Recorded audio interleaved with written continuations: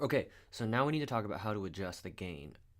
And unfortunately, I had already recorded this, um, and so all the gain is adjusted at this point. But that's okay, we'll make it work. So here is generally what you do. You select a track, and then you go up to Audio Suite here, go down to Other and Gain, and then you just kind of mess with this over here, this little part, um, and just looking at the waveform or whatever. So if our piano needed to go down to say minus 4 decibels, enter, and then you hit render, and then it drops at 4 decibels. I'm gonna undo. So basically, you just want it to sit where. Well, let me show you. So the piano. If we take a look at these meters, sorry, if we take a look at these meters, then they will tell you where things generally peak or like at their maximum loudness.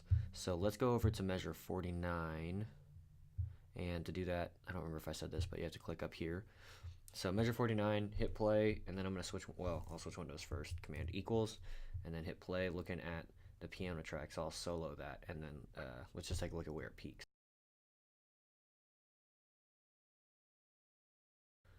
Right, I forgot that I also have a Submaster because I built this for recording. So let me do this. Let me just make this micro and Submaster. I guess is probably fine. And move that guy. Okay, whatever. Don't have to move it.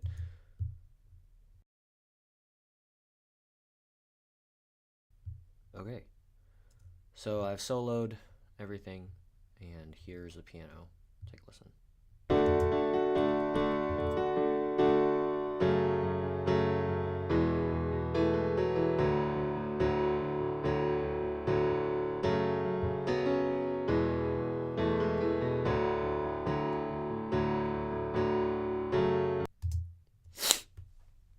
Okay, sorry, I have the sniffles, so that's gonna be real obnoxious while we're doing this recording, but that is what it is. Okay, so you noticed I clicked right here, and what that does is that actually just resets these meters so that you can get an accurate reading for peak loudness, maximum loudness, however you want to call that.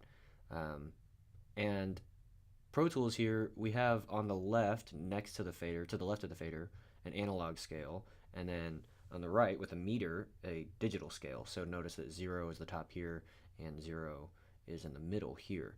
Now this analog scale implies 12 decibels of headroom, which makes sense because on the digital meter, it sits right there at about 12, where the fader is. And Pro Tools has 3 different colors.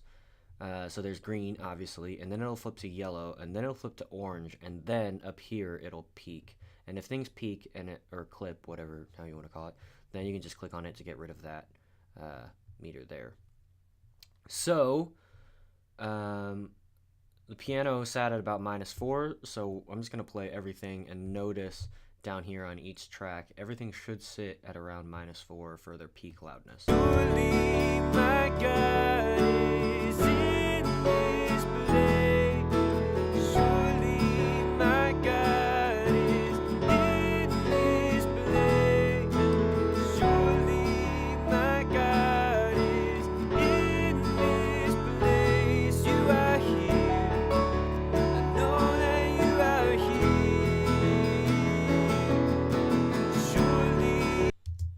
Okay, so that makes sense. All right, so now I'm just going to go through the basics of how to set up these tracks and how to do this, and I'll even talk about what this talkback and submaster thing is as we get to it. So very first, we've got our inserts up here. So we're going to set this up like the boards that we have to mix with at Schweitzer. So first comes dynamics, and we'll use this Dyne 3 compressor limiter. And then we will set up the EQ, 7-band. And then we can actually just alt click or option click and drag to make copies of everything. And I've got sticky keys on so that you can see what I'm hitting. Same thing with the EQ.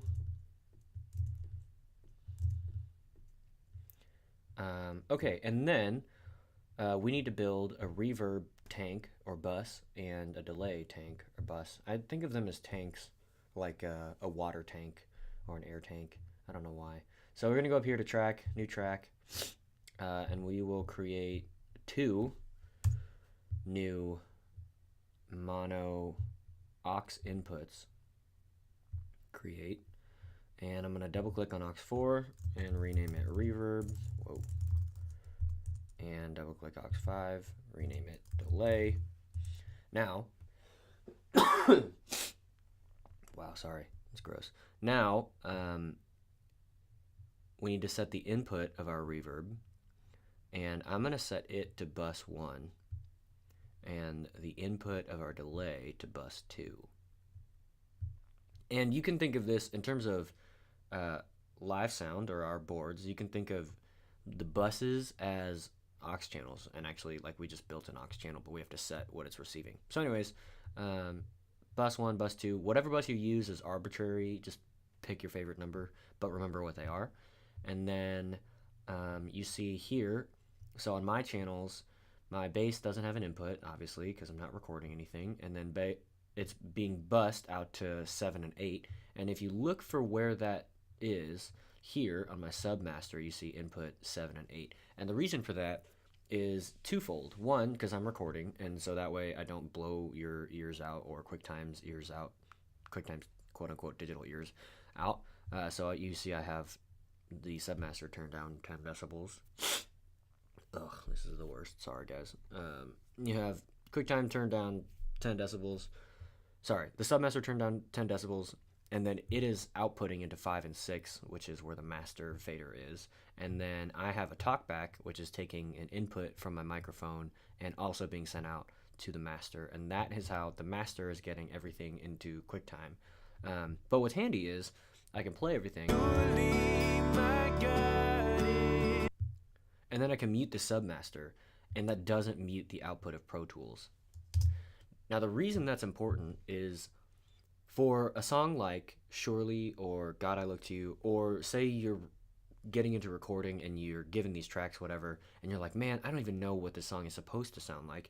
One nice thing to do is to set up a new audio track and create a quote-unquote reference track. And a reference track is like, you could actually pull in the actual Surely in This Place and put it in the mix, and then say, okay, so here are the parts that I'm hearing in the professionally recorded mix. What should my mix reflect, and what elements are there and what elements are missing? And I think that'll be more important with the next set of multi-tracks that I give you. But it's not essential that you set your thing up this way. I just really like it.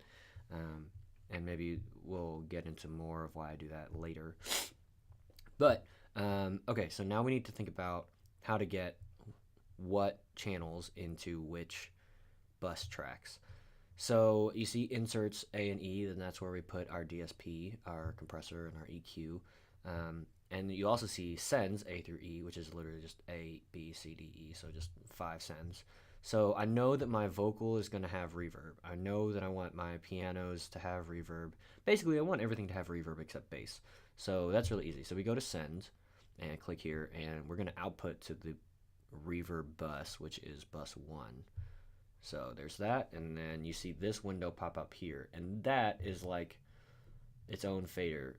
And this is why gain staging is important, right? Because gain staging makes sure that before anything in the channel gets sent or altered or anything, that we have a good enough signal. So if I hit play,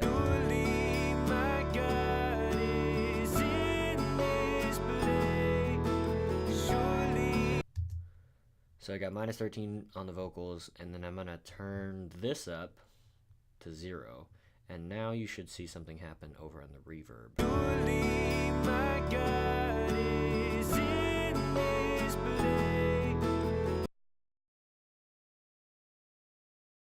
In this place, surely my God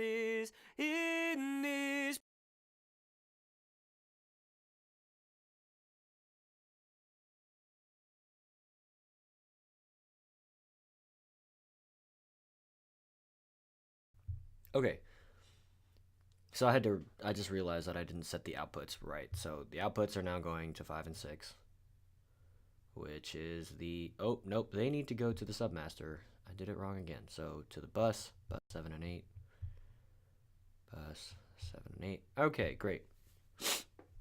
So there we go.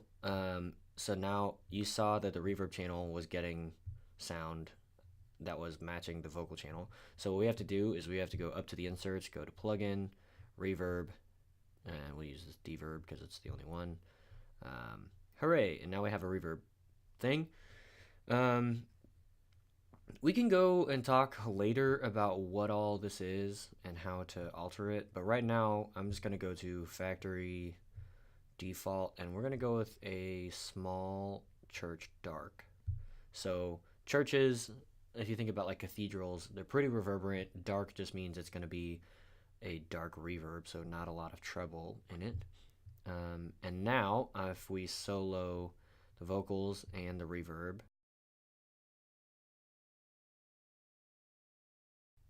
and my talkback so you can still hear me, and the submaster so we hear everything, then we should hear a vocal track with the reverb on it. So here's play. Surely my God is in this place. All right, so there's that. So that's a lot of reverb. And we turn this down, then. Surely my God is in this place. So this is like, if you're familiar with cooking, the reason that we use sends is because you can quote unquote reverb to taste or effect to taste without losing this dry signal. So alternatively, if we were to just take this deverb and stick it on the vocals, well, actually, hold on. Let me do it like this. Let me just unsolo everything, and let's listen to the track with a lot of reverb on it, but on the aux end and not the actual channel. Surely my God is in this place. Surely my God is... Okay, great. So that's what we expect. Now, let's move this over to the vocal channel itself, and I'm gonna turn this bus off for a hot sec. Mute. Okay, so now let's listen to it.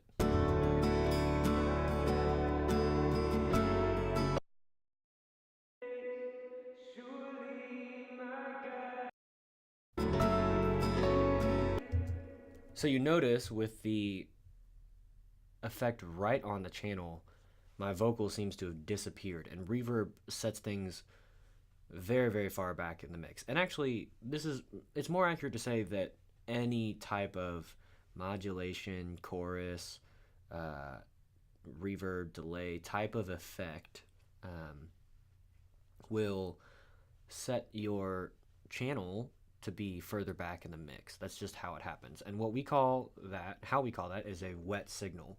And that means it's being sent through some DSP, and that originally it was dry and now it's wet.